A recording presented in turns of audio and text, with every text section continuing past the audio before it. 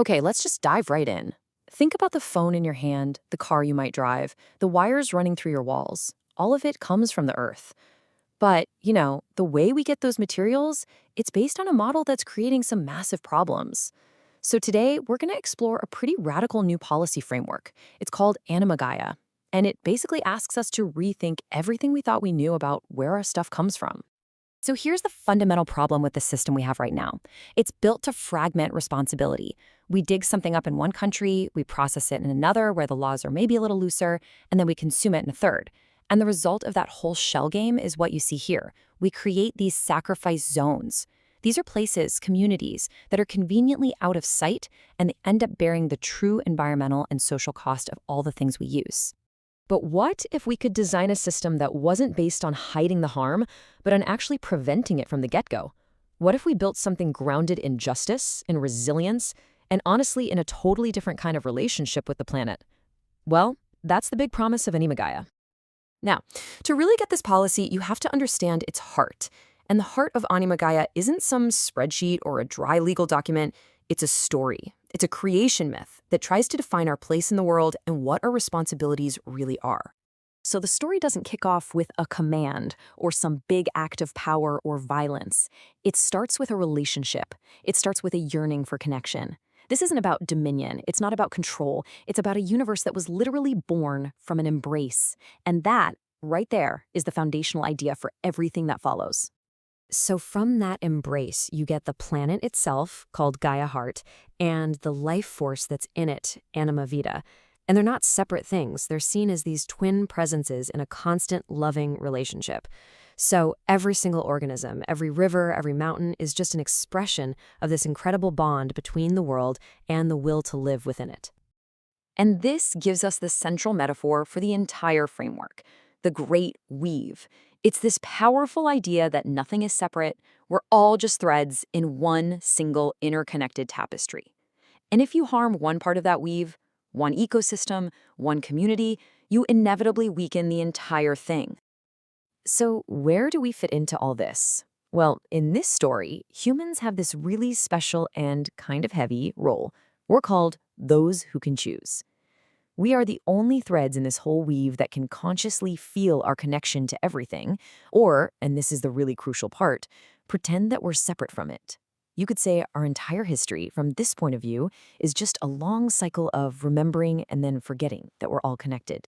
This entire worldview boils down to a single, incredibly demanding ethical test. It's meant to guide every single decision, from what you buy at the store to global policy.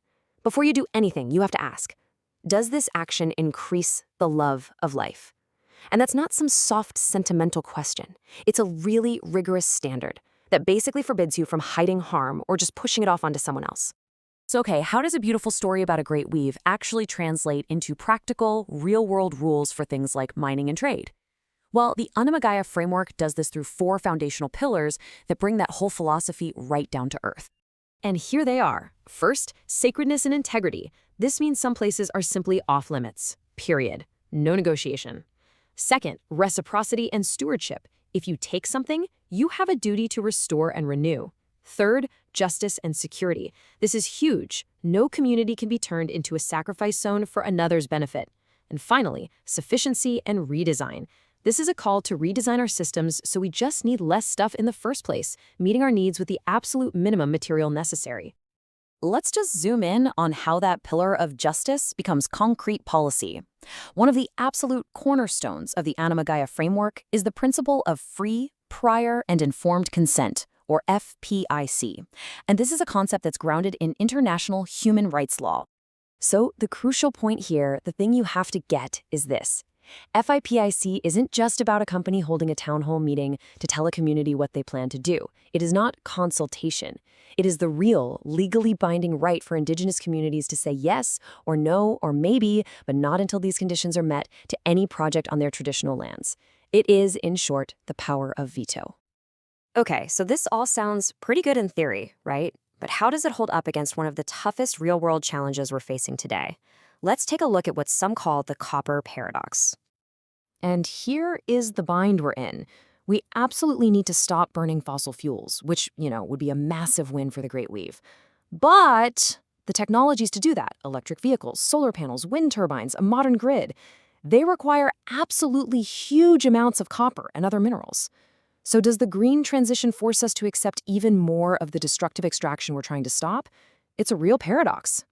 Anima Gaia's first answer is to challenge the very premise of the question. It says it's not just that we electrify, it's how we do it. I mean, look at this. The amount of copper needed isn't some fixed number. A big electric SUV can use 2, even 3 times more copper than a small, efficient EV. And a public bus or a train? Well, it serves dozens of people with just a fraction of the copper per person. So the first question isn't, where do we mine more? It's, how do we design our world to need less? So this way of thinking leads to the framework's 3-part solution to this whole paradox.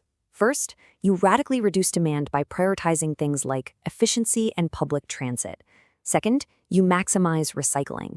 You start treating the copper that's already in our cities as a kind of strategic inheritance. And third, only as a total last resort. You permit new extraction, but under the absolute strictest rules, with all the processing happening right there, onshore, where environmental and labor standards can actually be enforced. Now, I want to be really clear. This is not an anti-mining framework. It's a framework that treats new extraction like you would treat serious surgery on the earth. It's something you only do when it is absolutely necessary, after you've exhausted all the less invasive options, and you do it with the utmost care and planning. As you can probably guess, adopting a framework like this requires a pretty fundamental shift. We're not just talking about changing our policies, we're talking about changing how we measure success itself.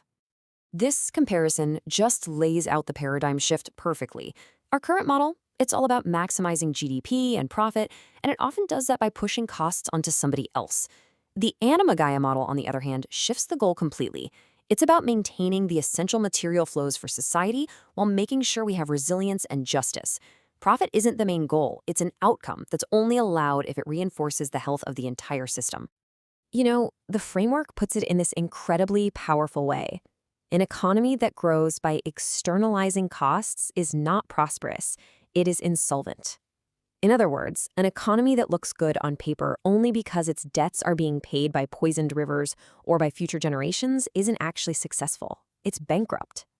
So instead of just measuring GDP, this framework tells us to start measuring what actually matters for long-term flourishing. It totally changes the questions we ask.